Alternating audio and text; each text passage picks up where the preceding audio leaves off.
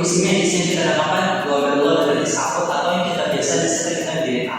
Nah, di mana dalam DNA ini terjadi peradangan pada ginjal disebabkan oleh infeksi dari bakteri. Nah, bakterinya bisa berupa dari bakteri Staphylococcus. Nah, peradangan ini pada struktur yang mana sih? Dalam ginjal ada yang kita namakan glomeruli, di mana fungsinya untuk menyaring darah sebelum menjadi urin. Nah, kalau ini terjadi peradangan yang terganggu, ada beberapa dampak yang ibu bisa lihat. Nah, itu yang paling jelas yaitu anak itu bisa bengkak dari seluruh tubuhnya. Ibu bisa lihat kalau ibu bukan tangan kakinya itu lembut. Ibu bisa lihat juga perutnya itu seperti membungkuk, tapi sebenarnya sini cairan. Dan biasanya pembentukan pada area mata, apalagi pada pagi hari itu sangat terlihat untuk membukakannya. Nah, kira-kira ini karena kenapa? Karena kan saya jelaskan tadi ada masalah dengan penyaringan dari darah. Nah, di mana karena masalah tersebut, jadinya ginjal tidak dapat menyaring darah dengan baik yang menyebabkan cairan ini tertumpuk di dalam tubuh. Nah, akibatnya apa? Urin yang dikeluarkan atau kencingnya si adik jadi sedikit bu. Nah, selain itu karena masalah si jaringan ginjal tadi, darah itu juga bisa ikut dia tidak dapat disaring, dia ikut sama-sama kencingnya. Nah, jadi bisa lihat tuh di mana di kencing adik ada darah dan ada juga protein di dalam kencingnya. Kenapa? Karena kan darahnya tadi ikut ya bu bersama dengan kencingnya. Darah ini sebenarnya mengandung albumin atau protein. Dimana kalau kita temukan protein dalam kencingnya si adik, itu juga bisa mengindikasikan atau kita bisa lihat ada sesuatu yang terjadi dengan fungsi jaringan dari ginjal tersebut. Seperti itu. Dan karena juga masalah ginjal tadi, si ginjal ini dapat memproduksi hormon-hormon yang dapat menyebabkan tekanan darah tinggi, sehingga salah satu contohnya juga bisa dilihat ada tekanan darah tinggi. Jadi bu, kalau misalnya DNA ini tidak ditangani dengan cepat, dia bisa terjadi komplikasi yang lebih serius. Dia bisa kena di gagal jantung, gagal ginjal, bisa terjadi hipertensi atau peningkatan tekanan darah yang berdampak pada otak, dan juga bisa terjadi komplikasi pada pembengkakan yang lebih serius di daerah mata. Jadi bu, untuk perawatan dan pengobatannya bu harus dilakukan dengan cara yang tepat. Untuk pengobatannya itu biasanya dokter akan meresepkan antibiotik penicillin yang berfungsi untuk menekan atau mengurangi penyebaran infeksi Streptococcus. Yang sudah untuk pengobatan. Nah, untuk pengobatannya itu biasanya dokter akan meresepkan antibiotik penicillin yang akan menekan bakteri Streptococcus yang menyebar ke seluruh tubuh.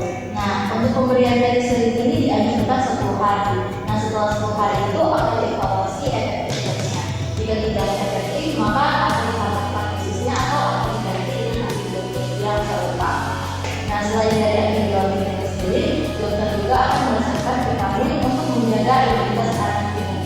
Nah bu, jadi begini pertanyaannya untuk perawatan ini gimana? Nah, yang pertama bu, ada yang namanya manajemen aktivitas. Dimana apa sih itu manajemen aktivitas? Kita membatasi nih bu adiknya untuk banyak beraktivitas dengan cara adanya kita tidurkan di atas ranjang atau kita katakan bed rest itu selama 3 sampai 4 minggu seperti itu. Apakah tidak terlalu lama 3 sampai 4 minggu? Kan harus 3 sampai 4 minggu. Baik, nah memang pada anak-anak yang bu kita butuhkan waktu yang cukup lumayan lama ya bu untuk dia beristirahat. Kenapa? Karena kita mau mengurangi beban ginjal di sini bu, supaya ginjalnya itu cepat untuk proses penyembuhannya dan dapat menyaring kembali dengan baik seperti itu. Tapi anak saya ini anak yang aktif. Kalau misalnya bed rest selama 3 sampai 4 minggu itu menurut saya terlalu lama. Apakah ada hal lain yang bisa dilakukan untuk agar supaya dia tidak bosan dulu? Bosannya ya memang ya Pak, itu suka bosan ya kalau kita rawat di mana. Nah kami akan memanajemennya bu, tapi kami juga bisa memanggil ibu untuk sama-sama kita manajemen buat si adik. Dengan cara apa? Kita bisa melakukan mungkin adanya bisa menggambar di atas kasur ataupun menyusun puzzle, bermain tangga, ataupun aktivitas yang tidak memerlukan energi yang banyak, bisa dilakukan di atas tempat tidur agar supaya hari ini tidak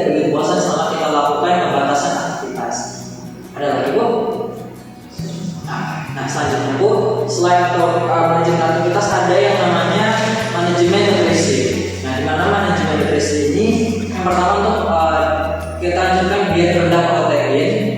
Nah, kenapa? Karena kan saya sudah bilang tadi, dimana karena fungsi untuk menyaringnya terganggu, di mana ada protein yang ada di dalam kencingnya tadi ya Bu. Kita tidak mau kan protein yang kita masukkan semakin banyak yang bisa memperparah untuk menyaring fungsi penyaring dari si ginjal tersebut. Nah, jadi kita turunkan untuk proteinnya. Nah, kira-kira makanan seperti apa sih yang tinggi protein? Ya, olahan susu seperti keju ataupun daging merah, daging unggas itu banyak proteinnya Bu.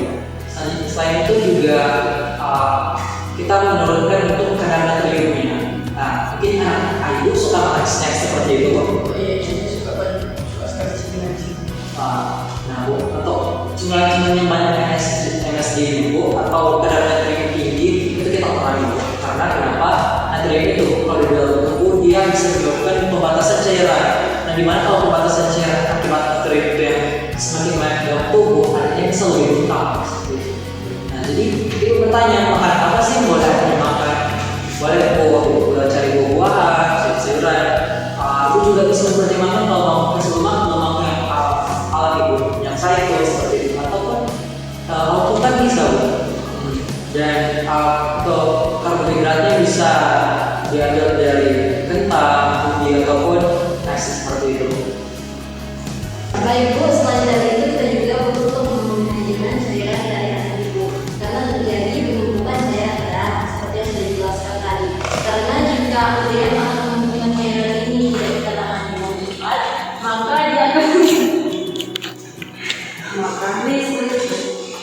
dia akan berpengaruh pada sistem saraf mata. Dia bisa menumpukan jaringan pada mata dan bisa menimbulkan gangguan pada fungsi penglihatan. Nah, sehingga dibutuhkan manajemen yang tepat untuk pembatasan cairan. Nah, tekniknya itu ada dua, yaitu bisa menghitung haularan atau asupan cairan yang masuk dan juga yang keluar. Kita bisa menghitung dari jumlah urin yang keluar, bisa menggunakan gelas ya Bu, atau bisa menggunakan juga urin bag atau rangkuman urin. Kita bisa misalnya dalam 24 jam terakhir ini berapa mililiter atau berapa cc urin yang dikeluarkan oleh anak ibu. Nah, misalnya urin yang dikeluarkan oleh anak ibu itu 950 ml, sehingga kita bisa menyeimbangkan dengan asupan cairan yang masuk, yaitu cairan misalnya infus 500 ml, terus kemudian dari makanan 50 ml, maka dari minuman itu misalnya dari infus itu 500 ml, kemudian dari makanan 50 ml, dan dari air metabolisme itu ada 221 ml yang sesuai dengan berat badan anak ibu, sehingga asupan cairan yang dibutuhkan oleh anak ibu dari minuman itu adalah sekitar 200 ml, sehingga kita bisa mengakali atau kita bisa mengatur menggunakan gelas ukur ya Bu. Untuk pagi hari itu kita pakai 50 ml, siang hari 100 ml, dan pada malam hari 50 ml. Oh, tapi apakah itu tidak terlalu sedikit? Nanti ada kehausan. Ya.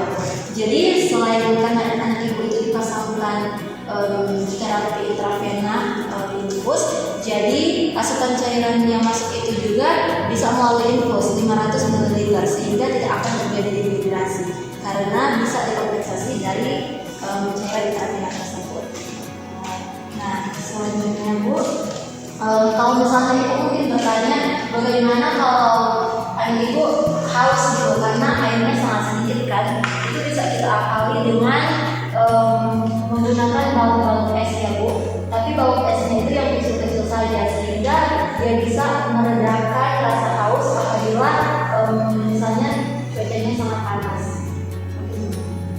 Apa itu masih ada ditanyakan Bu? Nah, jangan lupa juga Bu, untuk cairan yang keluar dan juga yang masuk itu ibu catat ada buku khusus, sehingga kita bisa mengontrol berapa cairan yang masuk dan cairan yang keluar di setiap harinya untuk kita kaji. Dan Oke Bu, baik, kalau saya tidak ada yang ditanyakan, mungkin kami berdua akan permisi, dan kalau Ibu ada perlu sesuatu bisa menghubungi kami di Nurse Station. Selanjutnya kami akan datang lagi untuk melakukan manajemen aktivitas sekitar jam 8